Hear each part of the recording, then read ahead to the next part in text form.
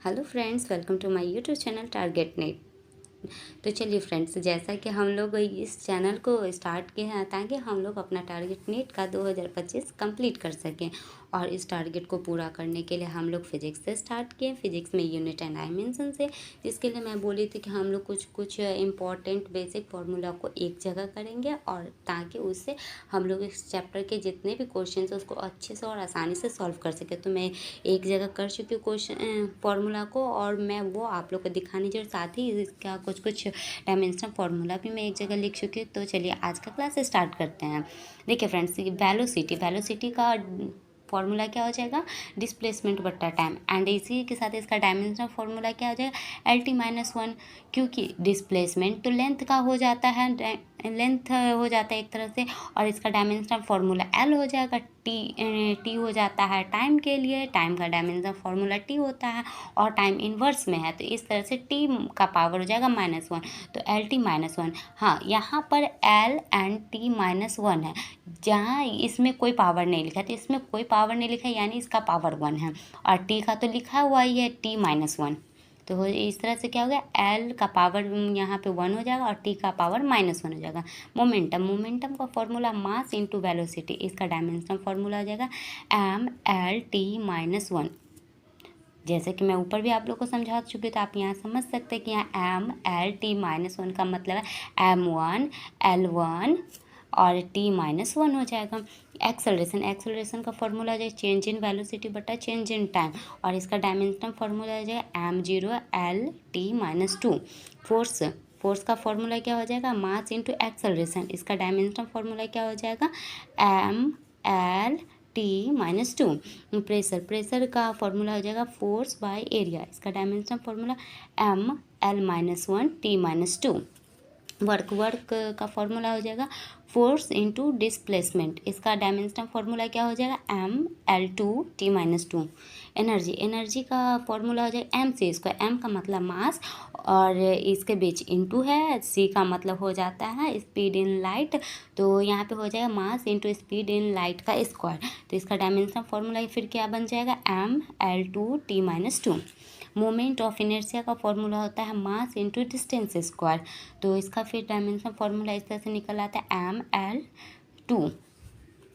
Surface tension का formula होता है फोर्स बाय लेंथ, इसका डायमेंशन फॉर्मूला निकल आएगा ML0 T-2।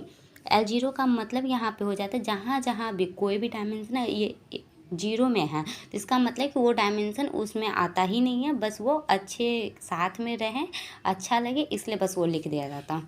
टॉर्क का फॉर्मूला हो जाएगा फोर्स इंटू परपेंडिकुलर डिस्टेंस, तो इस तरह से इसका डायमेंशन फॉर्मूला हो जाता है ML2 T-2। चलिए फ्रेंड्स, अब हम आते हैं स्ट्रेस पे, मतलब ज़िंदगी का स्ट्रेस नहीं, यहाँ हम लोग डायमेंशन के बारे में, उनके फॉर्मूला के बारे में जानेंगे। स्ट्रेस, तो स्ट्रेस का फॉर्मूला क्या हो जाता है फोर्स बटा एरिया, और इस तरह से इसका डायमेंशन फॉर्मूला निकल आता है ML-1 T-2। स्ट्रेन का फॉर्मूला क्या हो जाएगा चेंज इन लेंथ बटा ओरिजिनल लेंथ, तो दोनों लेंथ हैं, दोनों सेम डायमेंशन ऊपर नीचे हो जाएगा, तो इस तरह से सेम डायमेंशन तो कट जाएगा, तो ये हो जाएगा फिर फाइनली डायमेंशन लेस, क्योंकि M भी 0 हो जाएगा, L भी 0 हो जाएगा, T भी 0 हो जाएगा, और अदर कोई डायमेंशन इसमें है ही नहीं, तो इस तरह से हो गया डायमेंशन लेस। तो स्ट्रेन क्या हो जाता है, डायमेंशन लेस क्वान्टिटी है। यूनिवर्सल गैस कांस्टेंट, इसको हम निकालेंगे PV बटा T के फॉर्मूला से, और इसका डायमेंशनल फॉर्मूला हो जाएगा ML2 T-2 K-1। Refractive index V1/V2, इसका भी क्या हो जाएगा dimensional formula M0 L0 T0, मतलब ये भी हो जाएगा dimension less.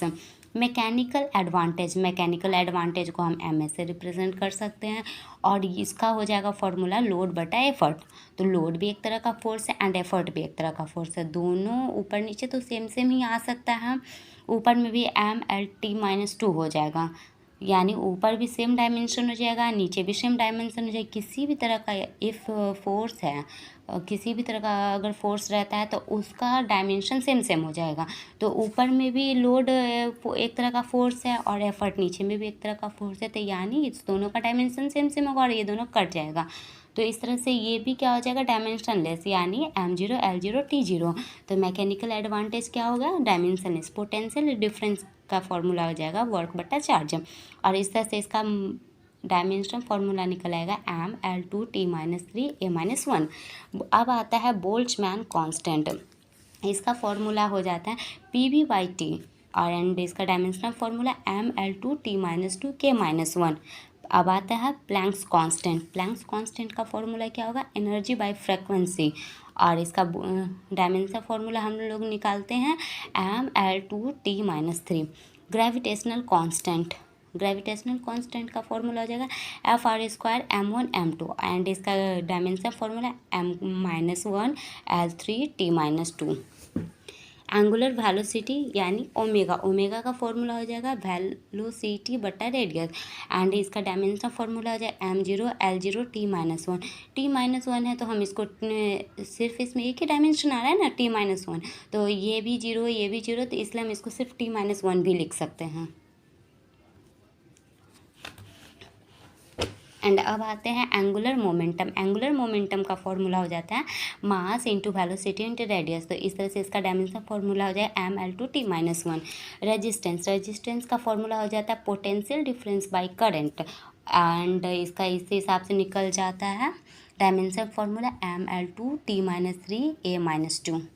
Density. Density equal to mass by volume, और इसका तो सिंपल है, हम सब अच्छे से जानते हैं कि मास का तो m होता है और वॉल्यूम का L3 आएगा। तो ये जबकि इन्वर्स में तो फिर ऊपर -3 में चला जाएगा, तो हो जाएगा ml-3। Impulse. Impulse equal to force into time, तो इस हिसाब से इसका डायमेंशनल फॉर्मूला आ जाएगा ml(t-1).